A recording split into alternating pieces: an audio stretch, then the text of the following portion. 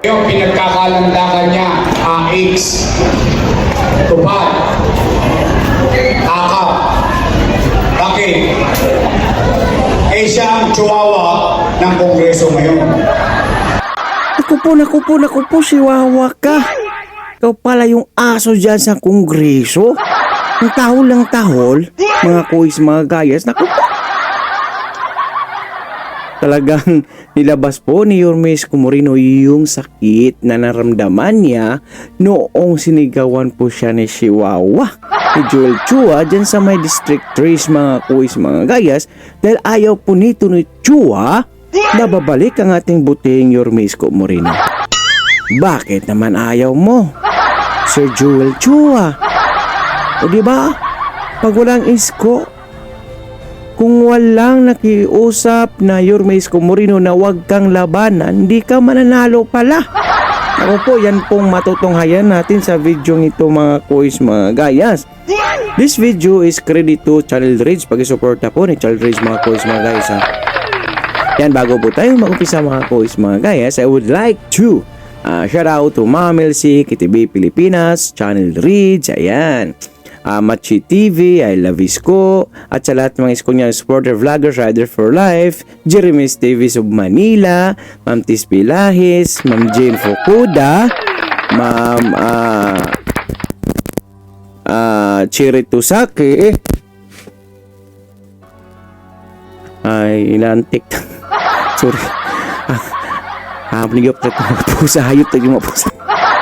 Ito Ma'am Chiri Tusaki at sa lahat ng mga Isko niya supporter vloggers. Ayan, kay Habulin ng Chicks, 31 Imbudol at sa lahat ng mga Isko niya supporter vloggers, mga kuis, mga gayas. So, without a further ado, let's begin. Hi Dodoy Tek! Oy, kamusta ka dyan? At ikamusta mo rin ako sa mga kababayan natin dyan sa Middle East. Mag-iingat ka and God bless you. Look at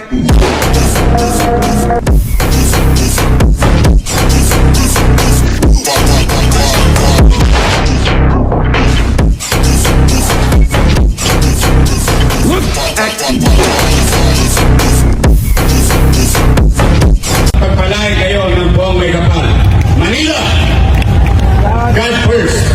Kanya, AX, tupad, akap. Bakit? Siya ang chihuahua ng Kongreso ngayon. Tapos siya, pinatakbo ko yung kapatid. Nanalo ko siya. Pinoto lang eh. Tama ba? Pinabalik ko siya. Ako siya. Pinababa ko yung kapatid. Nilagay ko yung department head. Nanalo, di ba? Majority floor leader na siya nung ginagawa lahat ng kami. Itong nakaraang eleksyon, pinakiusapan ko yung mga kusihan. Huwag siyang labanan. Naku po. Eh kung may lumaban pala sa nakarang eleksyon, di pala mananalo yan. Tapos dyan mo makikita yung utaw na walang utang na loob, mga kuis, mga gayas. Na hindi marunong tumanaw ng utang na loob, mga kuis. Bakit? Kung walang Yorme Isko Moreno, wala ka pala dyan sa Kongreso, Chihuahua. Tapos nung nagkausap kayo ni Yorme Isko Moreno, sinisigaw-sigawan mo lang. Wow, nasana yung utang na ublo mo, Chihuahua. Bakit ka ganyan? Well, gagraduate din naman kayo. At hindi naman po kayo makakabalik dyan sa City of Manila. Dahil mananalo yan po yung may mahiwagang voice. Walang iba si Apple nito, mga kuis, mga guys. Para siya naman na maging congressman. Nanalo, di ba? Yes. O ngayon, hindi ako naniningil ng utang na loob. At hindi rin ako maniningil. Dahil ang utang na loob ay kusang pinira. Ngayon, kung tumigas ang leg niya, wala na akong magagawa doon.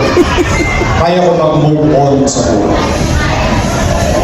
Ang hindi ko lang matanggap. Importante kasi lahat dahil dito po may yung taong tumulong sa'yo sigaw-sigawan at duru-duruin at mura-murahin. Ano kaya yun? Ngayon, nangyari ba yun? Ginawa niya ba sa akin yun? Paano siya sa buhay niya kung aminin niya o hindi? Pero alam na mga kusyan niya. Bakit? Matapos sila akong duru-duruin, ikinuwento pa niya kung mga kusyan. Ngayon, matanong ko kayo. Kita nyo mga kuis mga guys kung gaano po kabastos yung chihuahua na yung mga kuis mga guys. Pinagkwento pa may pagkamaritis pala yan. O pagkamaritos pa sa kwento sa lingwahe ni Yormes Comorino ha. Kasi alam po natin yan nakwento na rin yan sa ni Yormes Comorino dyan sa mga entablado kung saan po siya ay nag-speech na siguro siya lang at yung isa pang kaibigan nila. Tapos doon nung nagpaalam siya na babalik siya, ayun sinisigaw-sigawan siya ng tuta dyan sa kongreso mga kuis. Papayag po ba kayo mga Iskonyas na gaganunin ang ating respetadong buting Yormes Comorino? Kung hindi yata pati Manilinyo hindi papayag niyan kaya Chihuahua! Na na na na na na na na. Naging masama ba ako sa inyo? Naging masama ba ako sa inyo? Kung ganun ako itrato, ano pa ang halaga niyo? Kaya, nandyan na yan. Okay lang yan, kahit magtulong-tulungan nila ako. Sanay ako mag-isa. Solong tagapagmana ko ng malaking lupain ng nanay ko. Lulubundukin na, lumuusok pa. Salamat sa Diyos. Salamat sa inyo. Ginawa niyo kung ganito. Ngayon, nandiyan na yan. Ngayon, pinagkakalandakan niya, AX, tupad, akap. Bakit? Eh siya ang chihuahua ng kongreso ngayon. Chihuahua ng kongreso. Siya aso diba? So siya yung tutaw aso ng kongreso. Nakapagpang di yata nakakamali ang ating buting Yormes Comorino ha. Bakit? Kita nyo naman yan kung paano yan magpabida-bida dyan sa kongreso. Ha? Tapos may ano pa yan siya, committee na hinahawakan. Nung kinumpronta naman ang ating VP Sara Duterte, di pala alam ang gagawin mga coach mga. So, mga Manilinyo, dahil kayo po ang may malaking kapangyarihan this coming May 12, local election. Pagkakataon nyo na iyan para makabawi sa chihuahua ng kongreso. At saka yung mga pinamimigay nila, pira din nyo yan. Binalik lang nila. Hindi naman yung bubunot ng sariling pira nila eh. Only Yormes Comorino lang nabubunot ng milyones para ipamigay, pamahagi. Only Yormes Comorino lang ang nakilala ko mga kuys mga gaya. Yung mga yan, ako po. Pira natin yan, pira nyo yan na pinamahagi yung akap na yan at yung tupad na yan, AX na yan. Lahat ng mga ayuda na yan, tanggapin nyo. Dahil pira nyo yan, ha? Tapos, pagbuto nyo, ibubuto nyo yung may resibo. Yung bilis kilos, hindi yung biglang kilos lamang. Yung may maraming nagawa dyan sa City of Maynila, mga kuys mo. Walang iba ang Yormes Comorino, Chiatsinsa at ng buong Yormes Choice palakpakan. Patuloy natin. Para silawin kayo sa kahinaan natin. Ano ba kahinaan natin yun? Kailangan natin ng kayaman. Tama mali. Pero pagtibayin niyo ang loob niyo. Ngayon, nandiyan na yan. Magmumura tayo. Pwede ba ako makisuyo? Total, natulungan na natin sila. Pwede ba maglagay tayo ng congressman? Tingnan niyo rito. Wala naman nagawa dito sa inyo yan. Ano nagawa dito sa inyo yan? Tumahol. Pagsabi kayo, baka may mali ako. Ni bisita nga, hindi nga kayo nabisita rin yun eh. Pero pag eleksyon, pinapatawag kayo. Oo. Mahalaga kayo. Tama mali. Tapos Yan yung biglang sisilapin kilos. tayo. Sisilapin tayo ng pera. Tama mali. Pero itong ipinapapalit ko sa inyo sa kanya, kaya pumasok sa oblo. Kaya kayong bisitahin. Tapos siya, pinatakbo ko yung kapatid. Nanalo ko siya. Pinatakbo. So, klarong-klaro mga kuis mga guys, kung sino yung tuta at aso dyan sa kongreso mga kuis mga guys. Manilin nyo, mag-ingat kayo eh. Taga-district Trace, mag-ingat kayo eh. Baka po kasi makagat kayo ng aso na yan ha.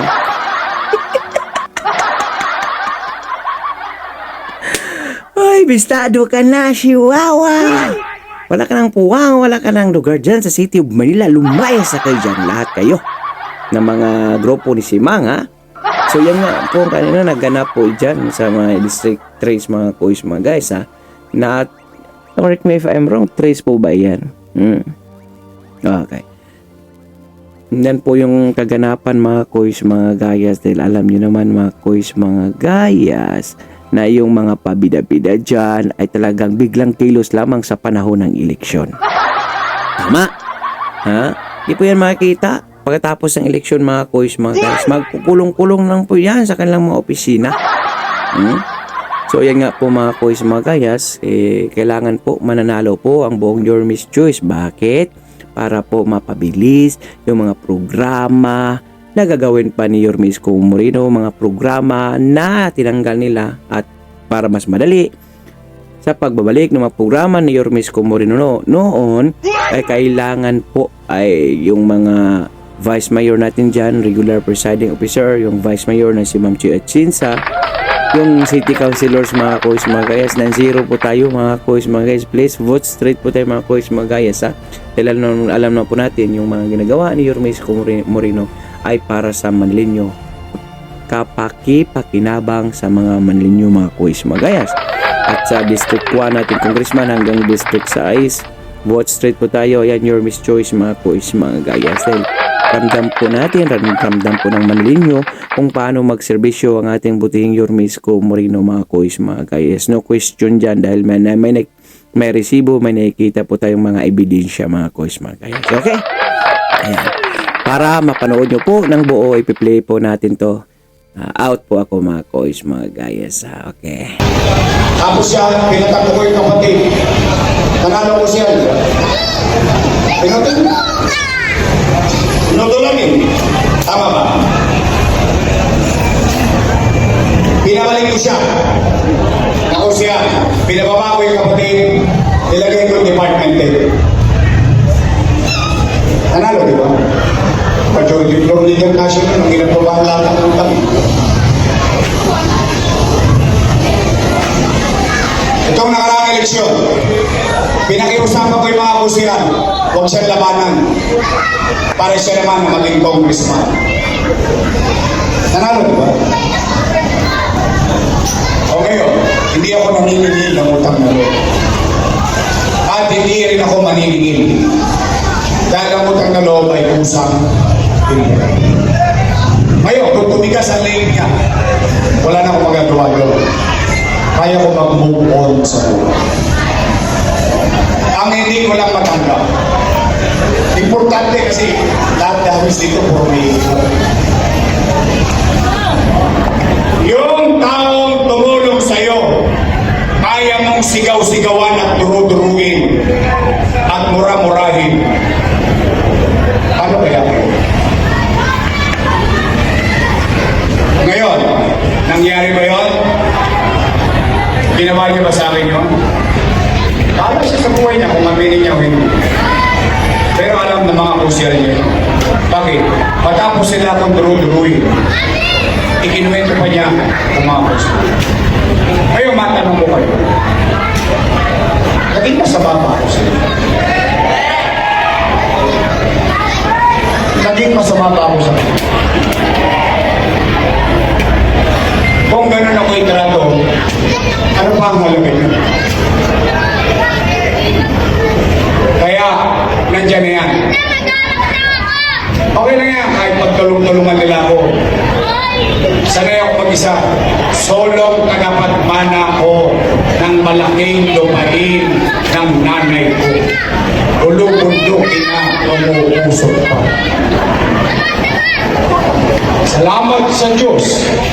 Salamat sa inyo. Ginawa niyo kung ganito. Ngayon, nandiyan na yan. Ngayon, pinagkakalandakan niya, AX, tupad, akap. Bakit?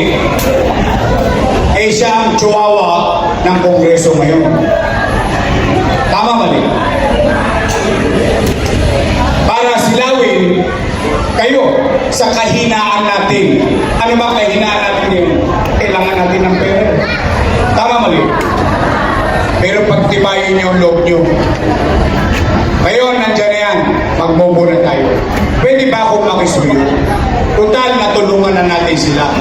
Pwede ba maglagay tayo ng congressman? Tingnan niyo rito. Wala naman nagawa dito sa inyo yan. Ano nagawa dito sa inyo yan? Pagsabi kayo, baka may mali ako. Nibisita nga, hindi nga kayo nabisita ng yan eh. Pero pag eleksyon, pinapatawag kayo. Mahalaga kayo. Tama mali. Tapos sisilawin tayo. Sisilawin tayo ng pera. Tama mali. Pero itong ipinapapalit ko sa inyo sa kanya, kaya pumasok sa oblo. Kaya kayong bisitahin. Tapos siya, pinatakbo ko yung kapatid. Nanalo ko siya. Pinatakbo. Minuto lang eh. Tama ba? Pinabalik ko siya. Ako siya. Pinababa ko yung kapatid. Nilagay ko department head. Nanalo, di ba? Majority floor leader kasi nung ginagawa lahat ng utang.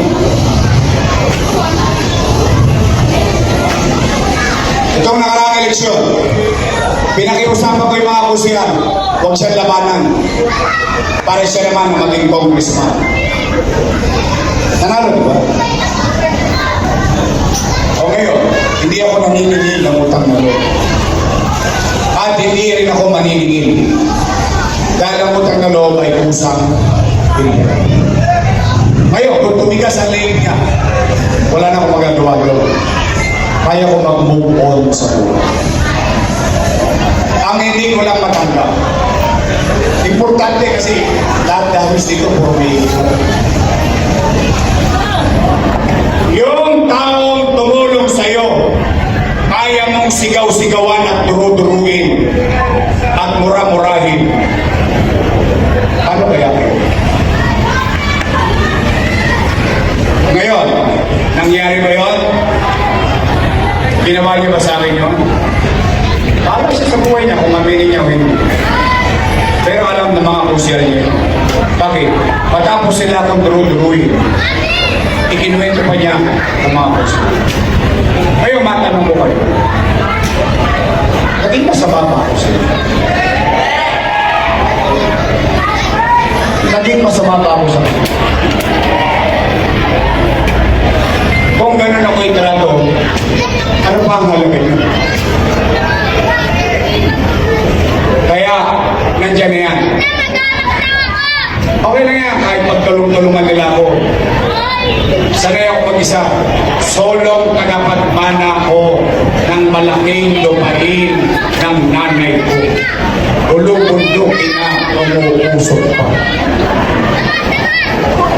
Salamat sa Diyos. Salamat sa inyo. Ginawa niyo kung ganito. Ngayon, nandiyan na yan. Ngayon, pinagkakalandakan niya, AX, tupad, akap. Bakit? Eh siya ang chihuahua ng Kongreso ngayon. Tama mali? Para silawin kayo sa kahinaan natin. Ano ba kahinaan natin yun? Kailangan natin ng pera. Tama mali? Pero pagtibayin niyo ang loob niyo. Ngayon, nandiyan na yan. Magbobo na tayo. Pwede ba akong makisuyo? Total, natulungan na natin sila. Pwede ba maglagay tayo ng congressman? Tingnan niyo rito. Wala naman nagawa dito sa inyo yan. Ano nagawa dito sa inyo yan? Magsabi kayo, baka may mali ako. Ni bisita nga, hindi nga kayo nabisita ni ganyan eh. Pero pag eleksyon, pinapatawag kayo. Mahalaga kayo. Tama mali. Tapos sisilawin tayo. Sisilawin tayo ng pera. Tama mali. Pero itong ipinapapalit ko sa inyo sa kanya, kaya pumasok sa oblo. Kaya kayong bisitahin. So yun nga mga kuis mga guys. Salamat po sa inyong walang sawang pagsuporta sa aking YouTube channel at kay Yormes Moreno mga kuis mga guys. Na talagang mula po 2019 hanggang ngayon ay solid pa rin po tayo Yormes Moreno Iskunyas mga kuis mga guys no. Ayan. Okay, once again, mega love shout out to Mamel C, KTV Pilipinas, Riders for Life, Machoy TV, I Love Isko, Jeremy TV Sub Maynila, Channel Reads, ayan, Mamel C, ayan, pakisuporta po ng mga isko niya, supporter vloggers mga kuis mga gayas, at maraming salamat po sa mga vlogging commenters po natin na walang sawang pagsuporta, si Ma'am Jen Fukuda, Ma'am Tis Pilahis, ayan, Ma'am Chiri Tuzaki, Habulin ng Chicks, Sir Marvin Vicente, si 31 Imbudol, ayan sa lahat po, hindi ko man kayo ma-mention at lahat, pero alam niyo yan na nagre-reply po ako palagi sa mga komento nyo mga kuis mga guys, okay? At dahil umabot po kayo sa dulo ng ating video, may karapatan po kayo mag-like, share, and subscribe. So for now, I'm Gan Manila. God first, God bless all, peace. Bye bye. Our hearts beat to the city streets. We began to feel the fire. We rise like tall buildings.